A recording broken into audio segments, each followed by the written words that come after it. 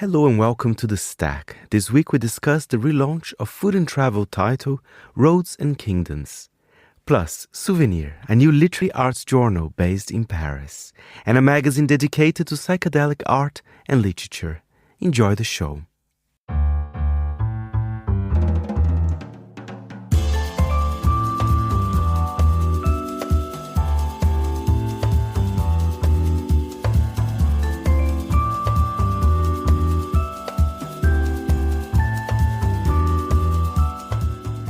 From Midori House in London, this is The Stack, 30 minutes of print industry analysis, and I am Fernando Augusto Pacheco.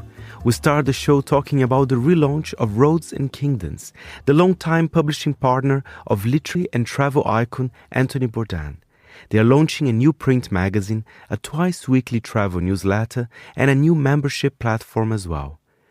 Both founders, Nathan Thornburgh and Matt Golding, are expanding the world of Roads and Kingdoms, but keeping its ethos on the idea that food can offer a tremendous window on humanity. It was a pleasure speaking with Nathan about it. We aim for aesthetic beauty on, especially when you're launching something. But yeah, we started now 13 years ago as a digital publication and did really every kind of media you can imagine, from television to online kind of long form journalism to printed books with HarperCollins. But this is the very first print periodical that we've released. And, you know, I think it says, as the existence of your show, also it says a lot about where we're at with print, and I hope a lot of good things. In a way, it feels very natural, right? That you guys are launching something in print. I think if you're a Roads and Kingdoms fan, even digitally, I think they would be very happy to have something in their hands. Yeah, we started in an era where it was much more about kind of scalable digital media.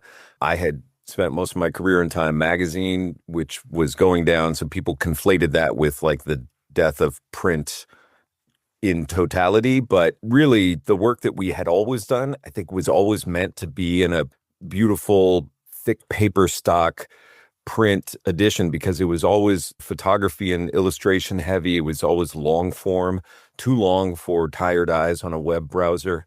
It was always really intentional and handcrafted, and all of those things really just play much better together in an actual print periodical. It just took a while for us and probably the market to come around to feeling confident about that. And Nathan, if you don't mind, of course, as soon as you start reading the first issue, there's a beautiful tribute, of course, to Anthony Bourdain, who was an investor, was a partner of you guys. I mean, I think you definitely have liked Roads and Kingdoms in print as well, right? You know, it's hard to know. Like, there's a lot of, what would Tony do? Kind of in the what would Jesus do refrain that we have tried to answer when other people have asked it. And the truth is, I don't know. He was his own man. He died in 2018. And as much as he was a part of the DNA of everything we do, he would also disagree with us on things. And we had kind of editorial and aesthetic departures from one another. It's with a great caution that I say, hell yeah, he would love this. Like, he was such a hipster, he loved beautiful things. He loved improbable things. He loved handcrafted things. And that much I can definitely say. And whether we've lived up to this kind of impossible standard of his great intellect and curatorial powers, I don't know. But the fact that we're trying, I can tell you without a doubt, he would appreciate that. And Nathan, of course, for those who know food place, of course, it is the main topic of Roads and Kingdoms. But tell us, what you guys make it different? It's not perhaps your traditional food publication. I mean, for me, and I came from a background of being a foreign correspondent. I was never involved in food. When I met Tony, I didn't really know who he was. I didn't grow up reading Kitchen Confidential or anything. What my partner, Matt Goulding, and I have always agreed on from the beginning is food is just the start of the story. And sometimes it can be the end, but it's always just going to be a lens to talk about wherever you need to go. And I think we've tried to be as faithful to that in this issue as possible. I mean, the one that was such a clear and brilliant distillation of that for us was Juan Udabang's piece from Lagos about stockfish. You think you're reading about Norwegian fish that became popular after the, Biafran War, but actually you very quickly get into family dysfunction, spousal abuse, trauma of a nation after war.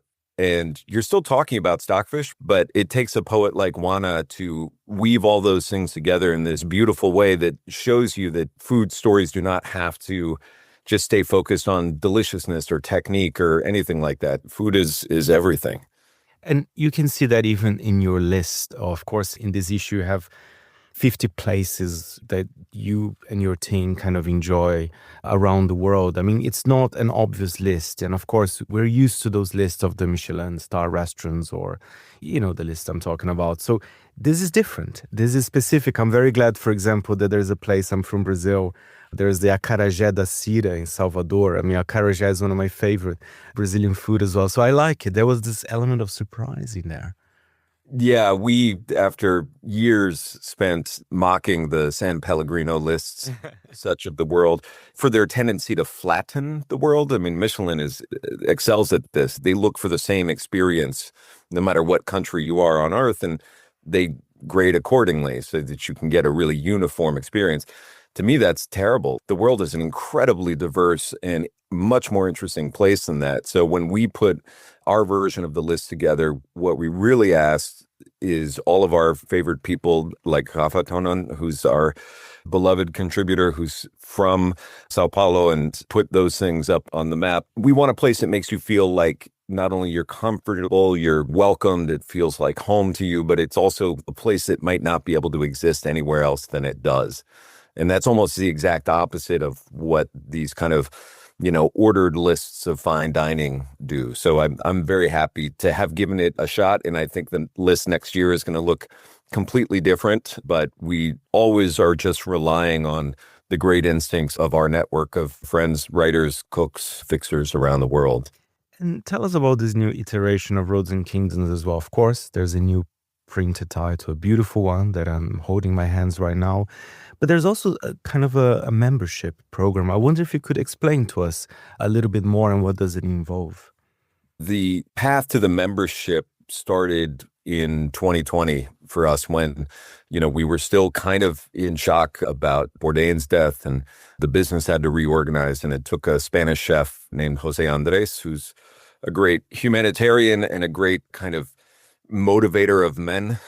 And he got on the phone with Matt and I, and he told us to basically stop feeling sorry for ourselves and start working on an idea that we had talked about with him and with Bourdain, which was travel and creating these culinary tours that would actually go and be done with our readers in person somewhere around the world. And that's been actually the main focus of the last 5 years. What it taught us about our business is something we never really learned as a digital publication, which is, you don't have to have 1 million readers. You can have 100 readers. But if they really care about what you're doing and if they're really aligned and they, for example, will take a flyer on you and go travel to Angola with you, now that is something really valuable, much more than a scaled ad-driven business model. And we've learned that. I mean, we have a tremendous return rate on our trips. We have tried to keep them as editorially and kind of, I would say, ethically interesting and surprising as possible as we've built these trips in 15 different countries around the world now. But the value of that relationship shines through. I think we're at like 50% return travelers. So it's really it's a core. We call it the League of Travelers because it is a group of people. And the membership is basically a extension of that, feeling that people can be connected with us and people will be interested in being connected with us. And we don't need a ton of them. We just need enough to support the journalism we want to do. It's also great that we have different price points because the culinary trips are quite expensive. That sort of precludes a lot of our prior readership, perhaps. And now we have, very manageable membership levels that people can get access to digital writing and reporting that we do, as well as the print magazine, and then on up to some more kind of travel related exclusive things for the highest level. But it's really all about that new direct relationship with our readers that is something that we just couldn't have really imagined. I don't think we had the foresight or the imagination back when we started in 2012 that I would know so many of our readers on a first name basis and have traveled with them around the world, and that would make us a stronger company. Where are you traveling next with your League of Travelers? Tomorrow, I'm going to Mexico City, which is not a, especially for travelers from the United States, it's not a new or novel destination. But, in each of these places, we try to keep it very personal, almost like the way we built our restaurant list. We rely on the personality and the biography of our local co-hosts. So my host in Mexico City is Rocio Vasquez, who's this fascinating person who just has friends who are artists and thinkers and writers, and we spend our time just kind of seeing her Mexico City. So it's something very specific and very unique, even though Mexico City is an obvious gem of a destination. But I'm going to be there the next 3 weeks, and I could not be happier. It's a good place for food as well, of course. By the way, talking about food, reading Roads and Kingdoms, you are convincing me to try iguana meat, I never tried, but I read your review. Apparently it's delicious. And you're doing something for the environment as well. Don't give me a green medal yet. I'm more in it for the interest. But yeah, we sometimes maybe more forcefully than we need to plant our flag away from deliciousness. And certainly the piece that I wrote about butchering iguanas, featuring a very headless iguana. That was a savage picture, I have to say. That was quite wow. But that is what it looks like. That was a photo I shot, I think, with my phone. I have been on the iguana beat for many years. In my hometown of Key West is overrun with them. They are an invasive species, and the more that humans can do to turn invaders into protein, I think the better we'll all be. I'll let readers figure out whether they need a content warning next time I provide a food picture. When you travel, of course, we mentioned Mexico. Is there a country or a city in particular that you are like, yes, I could just eat food from here the whole year round? I know it's a difficult question, but I'm curious. For me, and maybe this is because I wasn't a cook and I didn't come up in food in that way, it is so tied into the people and the context of what you're eating that I think, it's really hard for me to extricate the two. The trip that really haunts my dreams still, that is a new one that we started last year, is to Angola. I'm not sure that people would say like Angola, the pound for pound, has the most varied or richest gastronomy, but there's an incredibly old and fascinating food culture and a lot of like mixture because it's such a crossroads. But it was the experience of being there with Angolan chefs in particular, who were so excited to host us. And then groups, including, we had a couple sisters whose father was Afro-Brazilian, but they had never been to Africa. They'd never been to where, obviously, as Brazilian, roots would have them coming directly from Luanda as a stop. So there was like this incredible emotional energy, and like the power of that trip was unlike anything that we've been a part of before. So what dinner do I want to be at? I'm not even sure I could tell you what I ate, but having a long feast up in Lubango near the end of that trip with old friends of my co-host Claudio Silva's and this whole crew was a dinner that I'll never forget. Fantastic. And I've never been to Angola as well. And being Brazilian, there is that connection between both countries. So thank you for that recommendation. And Nathan, finally, if people are interested perhaps in buying a copy of the magazine or becoming a member, straightforward, go to your website, right? Yeah, the best thing is to come through the website. You can buy it directly. We're also going to start to list stockists as we get them put together. I desperately want to be in mag culture in your town, and I feel like we're all part of something a little bit bigger, which is this revival of really intentionally interesting and handcrafted print. And so there's a lot of different bookshops that we've started to stock here in the States and in Europe. But I just feel like every city worth its salt has some like fanatic for print magazines, and we will hopefully be with them. I mean, fortunately, it's an annual, so we'll have this issue on sale for a number of months still. That was Nathan Thornburgh there, co-founder of Roads and Kingdoms. For more information, go to roadsandkingdoms.com.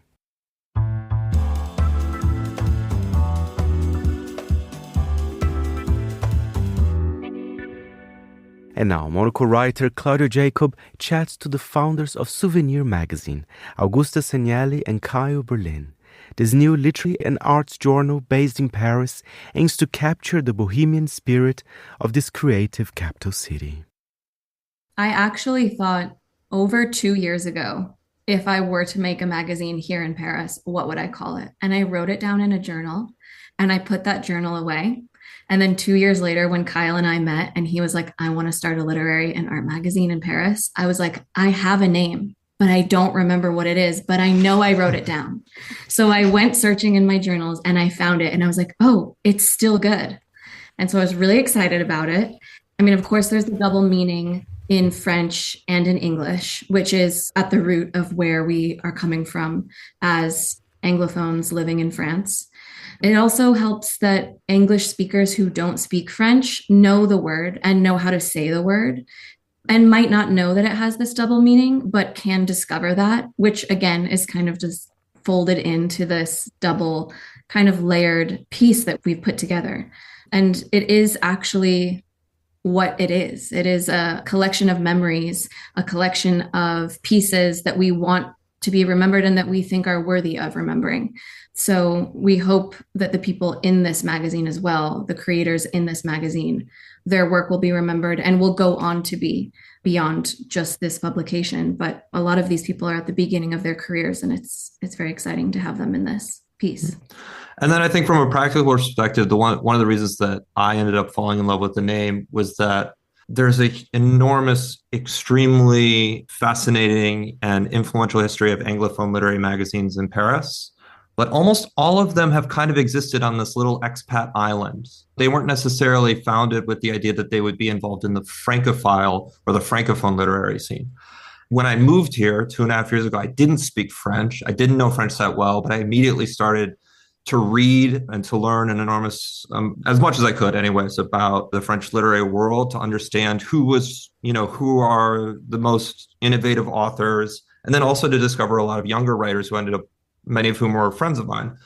And so for me, one of the things that I thought would be most innovative and was also something that was really important to me was that we wouldn't just be for expats. We wouldn't just be a magazine aimed at readers in London and New York. We would also be writing about subjects with Paris at the center, with France at the center, with French culture, literature, and history at the center, and sort of as a through line through everything we do. And so having a word, and I think a really lovely word, that acts almost as the conduit that we want to be from France to the sort of like wider world, what we're seeing every day, on the streets of Paris, when we go to cafes, when we go to events. We had an event this week with Arthur de Nouveau. He was at the Bataclan during the attacks of November 13th, 2015. And we had the discussion in French. It was extraordinarily lovely and moving, but it was really important to me that we had that discussion in French, that we had it with our reporter, who's also our features editor. His name is Phineas Rickert. So yeah, I think that we wanted to embody this intersection of the Francophone and Anglophone literary worlds, because Paris has always been a place where those two things come together. And you see, unfortunately or fortunately, for some people, it depends on what your perspective is. But if you come to Paris right now, there are a lot of new places opening up, cafes, shops that are named in English, like a hot coffee shop. There are all these places that are opening, businesses that are using English words. And I know that a lot of French people don't love to see it. And I know I don't love to see it. So I do think that it's nice that our English language magazine has a French title.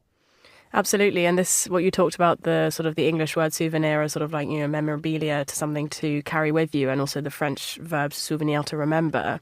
And what you talked about in terms of people's work who are writing and taking photos in this issue, how it will be remembered for a long time. I think what is interesting to me when I was looking through it is that not only are you creating new memories, but actually you're also thinking back to, Parisian literary thought for the last century. Explain this link with the Paris Review, the literary magazine that launched in the 50s. My background is in journalism. What actually happened is in college, my work study job in college was actually in the periodical section.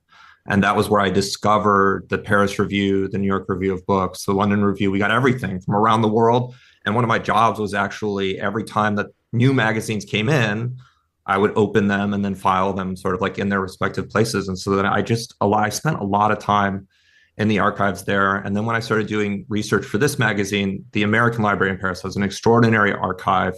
They have basically like every issue of Granta going back to its founding in the early 80s, every issue of Harper's going back to the mid-19th century. They have every issue of The Atlantic. I don't know that they have every issue of The New Yorker, but they have decades and decades and decades of archives of The New Yorker. And then, of course, they have the Paris Review as well. And I spent a lot of time thinking about what are the things from these magazines which I really love that I'd love to take and put into a new title. And I think that one of the main answers for me was I love the Paris Review. I wanted a broader array of types of writing because the Paris Review does poetry, fiction, and interviews. And of course, the interviews are just the gold standard, absolutely amazing.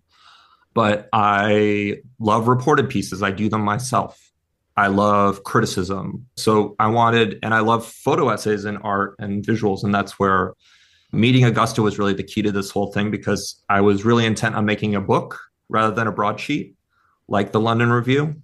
And I was also really intent that art and visuals should be on the same level as the editorial.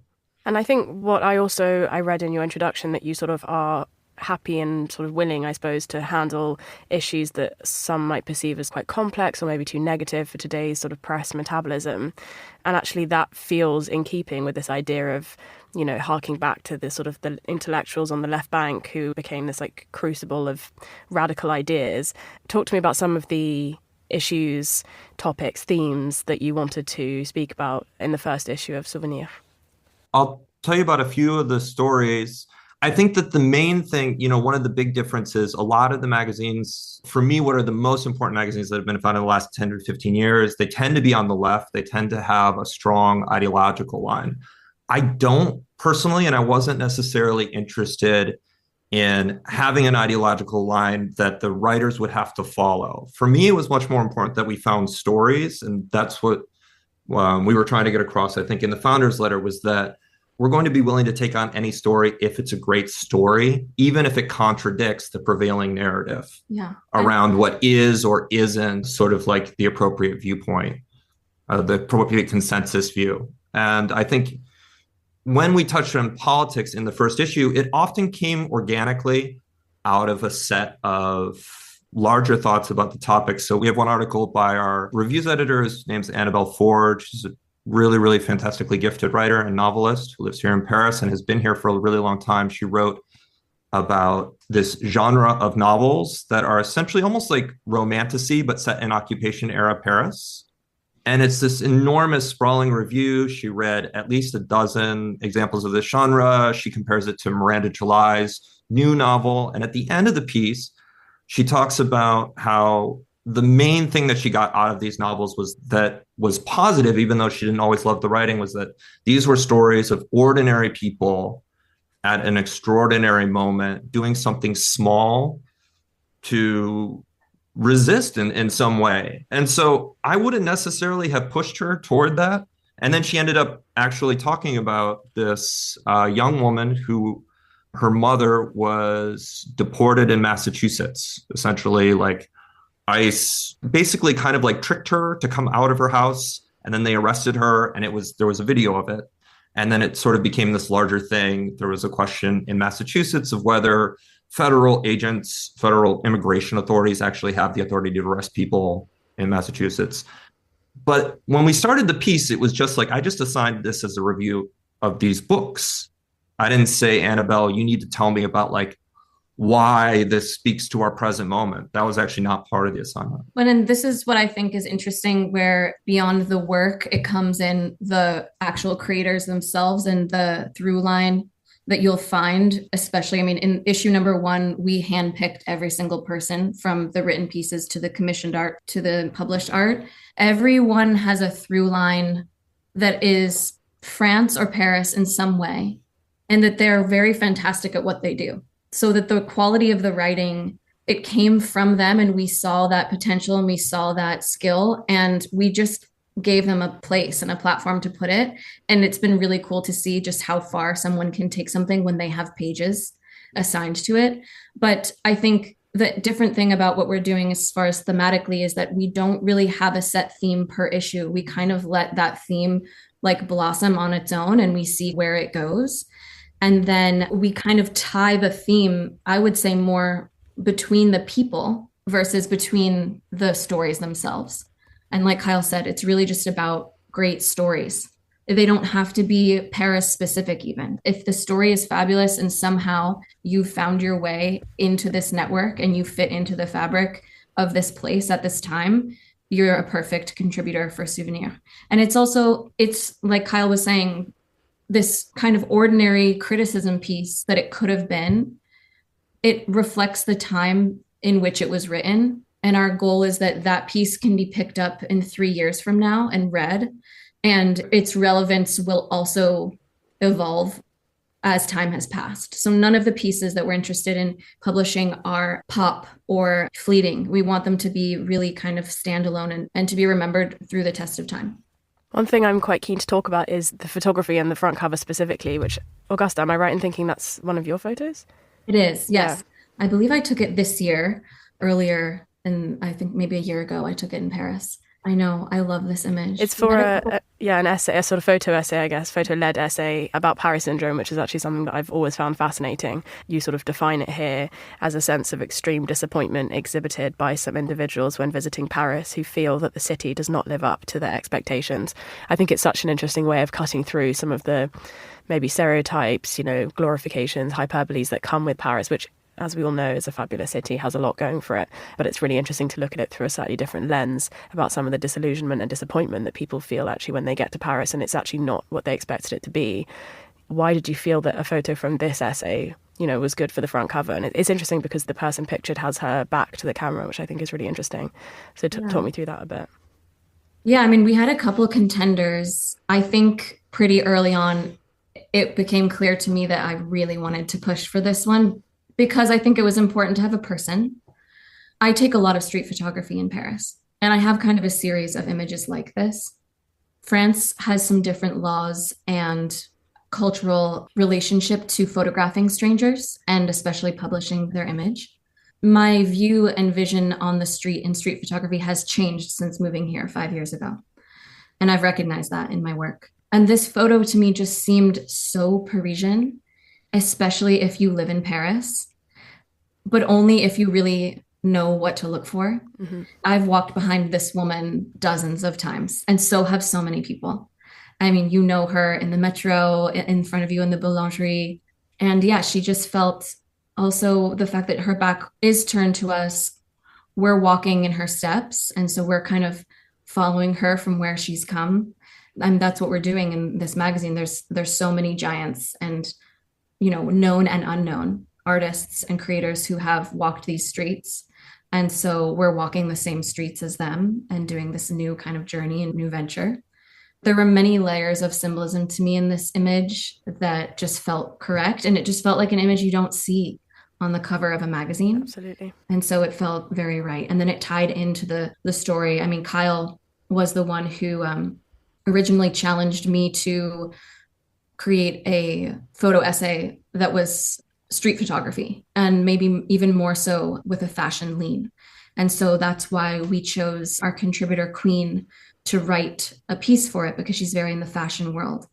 And as I was going through my archive, I just felt, really what type of street style did I want to portray? I wanted to portray what I felt is quote unquote real Paris, or my view of what real Paris is, because style and fashion are two different things. And it kind of worked out interestingly in that while we asked Queen to write the piece on the Paris syndrome, she was simultaneously moving away from Paris to go to New York. Yeah. And so her contribution ended up turning into this really sweet farewell letter that I felt was really honest and really kind of was in line with the images that I chose to put in here. Yeah, it feels contemporary and up to date, whilst also has sort of echoes maybe of like, you know, the flaneur figure who walks around Paris sort of without a particular aim in life, just looking to find, you know, interesting things along the way. And I guess that's quite a good metaphor for your publication. Maybe just to round off, you could just maybe each give me something to expect in the next issue. I know you're doing 3 issues a year, so probably got a little while yet until the next one, but just something to expect. We're hot on the theme or a photo or a writer you're excited to work with. It can be anything. Yeah, sure. So we have 2 pieces that, as Augusta said, themes sort of emerge. Mm-hmm. I think in each issue, in issue 1, there was a number of pieces that were about the historical perspective of World War II and how that's shifted over the past 70 years and the ways in which French people see the occupation and the ways in which Americans see the occupation, which could not be more different. Mm-hmm. In the second issue, 2 of the pieces that I'm really excited about concern the diffusion of ideology from France to the US, and then actually from the US back to France. So we have 2 pieces almost that I think of as being like 2 halves of the same coin. The first is by a really brilliant British writer whose name is Thomas Pierre Mohammed Lambert, who just published an extraordinary novel called Shibboleth. It's his first. He is basically writing about how the French deconstructionists of the 70s sort of took over the American Academy. Their ideas took over the American Academy. And that much of what we think of as being a particularly American version of sort of like campus ideology or the ways in which things are spoken on campus were in fact French ideas that were imported in the 70s at this moment when new departments were being created and needed a scholarly basis: ethnic study departments, women's study departments, gender studies departments. And it was these French theorists who were often brought in to sort of justify the creation of these new departments and then to figure out like sort of like what are the reasons that we'll have to create these new branches of scholarship. And 50 years later, these ideas are everywhere and they're actually coming back to France. And that's what's sort of interesting. And then the other piece is by a French writer whose name is Diane de Vignemont. And she's a really brilliant journalist. And she actually is also a translator, and she was on a listserv. She's a translator from French. She actually does both ways, but French and English. And they were looking for someone to translate this far-right reactionary novel. It's a little independent American press called Vauban Books. And she didn't really know that much about them. And so started doing some research and figured out that there's this tiny American publisher that's putting out the greatest hits of the far right. And not only that, but these books are doing extraordinarily well. And they're actually being taken up by the MAGA movement, by many senior Trump officials, and being read and sort of like as Bibles for their vision of society. And in fact, it's very funny because this is like on Amazon right now, some of the most successful translated French literature in terms of sales. So we'll be doing pieces on both of those. We'll have many, many other things, which I am excited about. But those 2 things seem to me, they capture this way in which we're looking at the ways that French thought, philosophy, and literature continues to influence the Anglophone world, and of course, vice versa. We don't have any ideas yet for the cover. I'm envisioning red somewhere, but we'll see how that's incorporated. Yeah. I'm really excited because we have a lot of people on our editorial team now too. With visuals, we have Lola Villa who joined us, and she's going to be coming on as the art director. So she's helping me out a lot with discovering new artists. We really want to publish people who are doing great work, maybe have had some exposure, but really haven't seen their work in print. And so, yeah, I'm searching for people who are kind of on the edge of that part of their career. Thank you very much, Claudia, and both Augusta and Kyle as well from Souvenir magazine. For more information, go to souvenir-paris.com.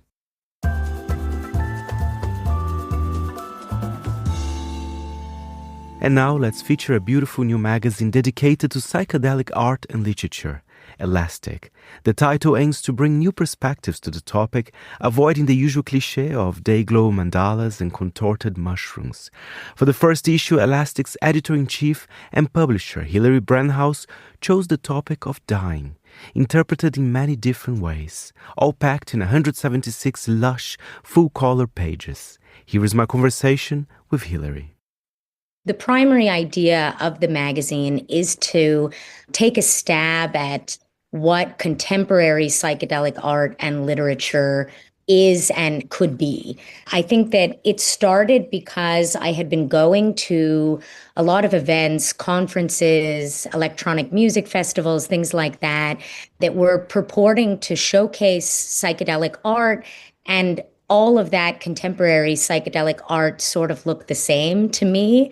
I'm sure you can imagine what I'm imagining, which is essentially fluorescent mandalas and contorted mushrooms, and really like a version of contemporary psychedelic art that's incredibly narrow and pretty cartoonish.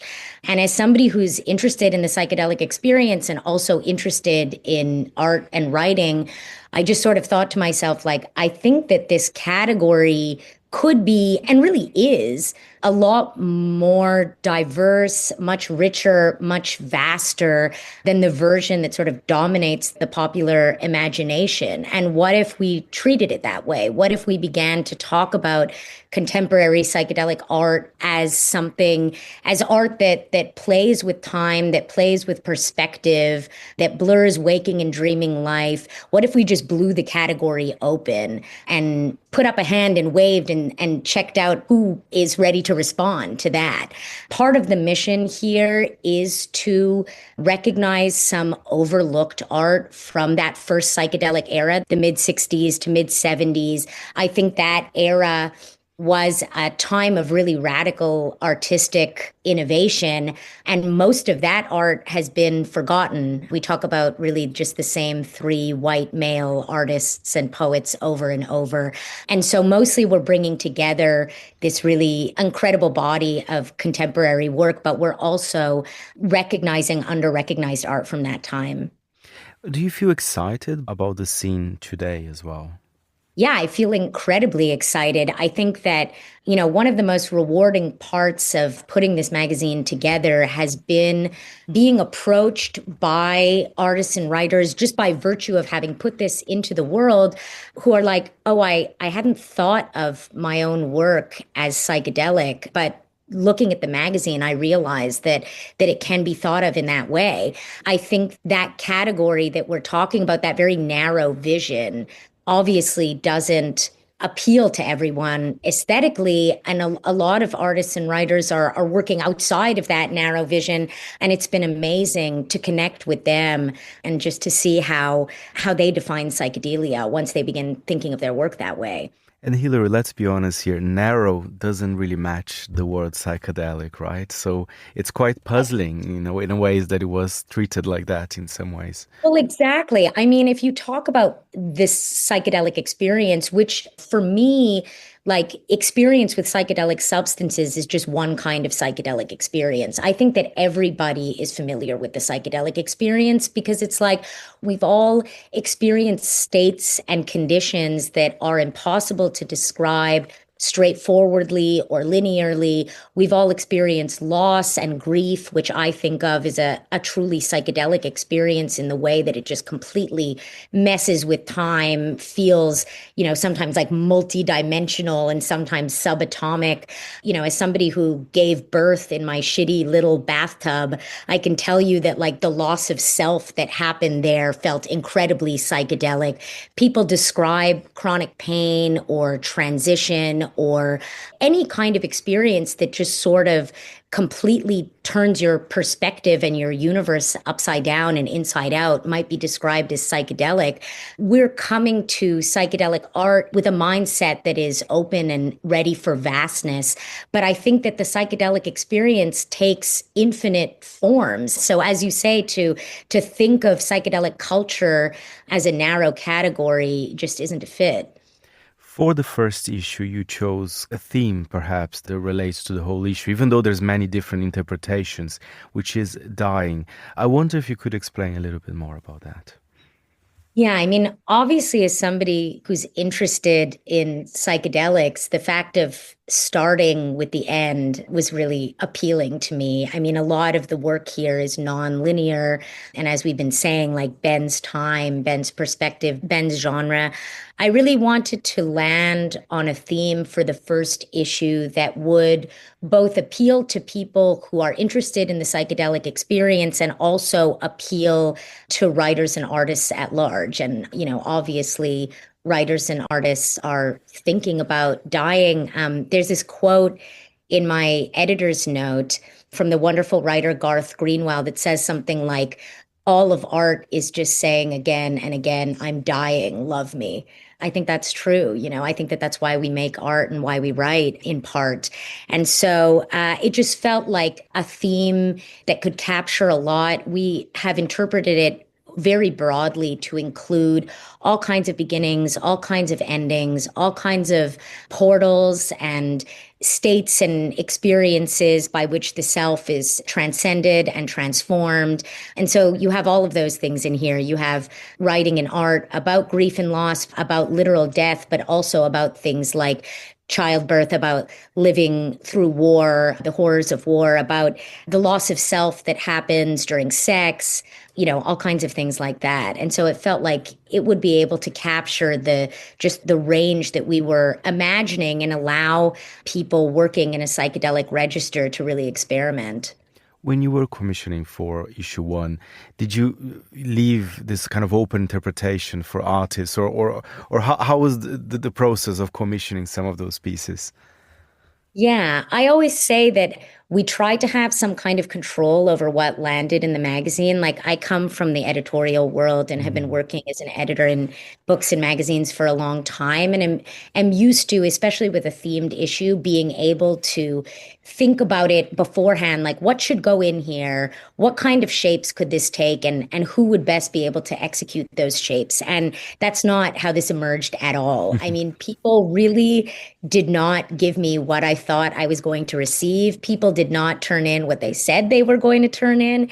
And I really think that it was better that way. There's no real way to commission for a magazine of psychedelic art and writing. I did keep it very open. Obviously people receive the theme. Really, I just let people know that we were looking to bring together. So we're not trying to ask artists and writers to produce work specifically for a magazine, for what we imagine a psychedelic magazine to be. What we want is to demonstrate that people are already doing this work. And so the idea is to go out and find people who are already working in a psychedelic register and say, we're looking to bring together work about dying and interpret that as broadly as you'd like, and bring together work that comes at these states that can't really be described straightforwardly, that often can't be described linearly. And you can do that in any way you'd like. And we got all kinds of strange things. I think that a lot of this art and writing really speaks to our twisted present and the world that we live in, which is, I think, easier to capture through a warped lens, let's say. That's a good quote. That's actually a very good quote. And I was going to tell you that the magazine is beautiful as well. I mean, clearly you have a lot of experience editorially, but I think visually, it's just a beautiful format as well. Thank you. I mean, our designers, Chloe Sheffe and Natalie Shields, are total geniuses, and the look of the magazine is really their doing.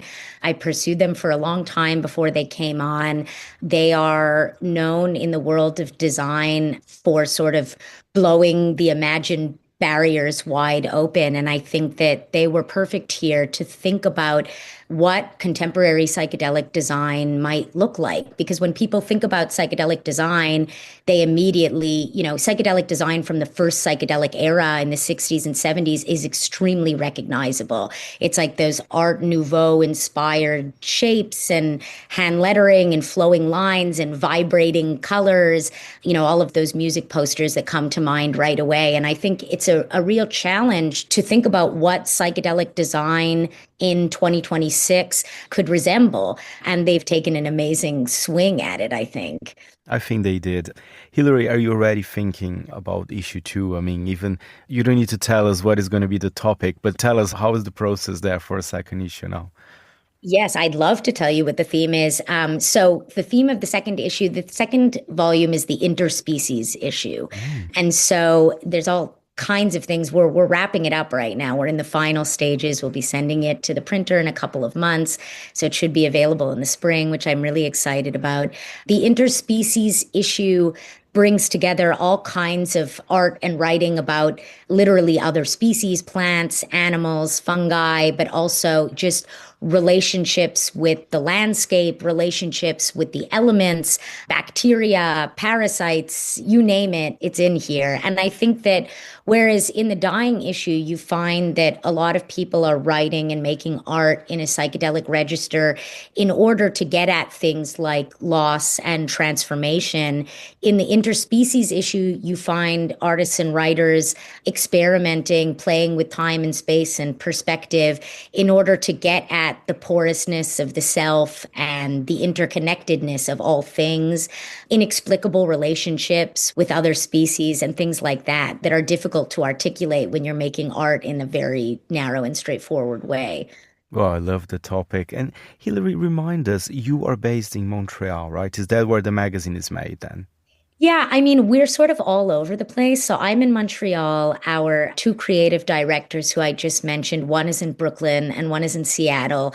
I work with a wonderful editor, Meera Sharma, and we've had sort of we've worked together before. We have a long editorial relationship, and she lives in London. And so we're really all over the place. So I don't think of the magazine as being based anywhere in particular. It's an independently published magazine, but we are supported by Harvard and UC Berkeley. Thankfully, they're so generous and wonderful. And they're obviously in the Boston area and in the Bay Area. And so I think of it as a nomadic venture. And when we launch this coming issue, we'll really be traveling all over the place. One thing that's really nice is the first issue is only available in the US and Canada, and the next one will be available worldwide. So we'll launch it in London, which is really exciting. Thank you very much, Hillary. The first issue of Elastic is out now. For more, go to elasticmag.com.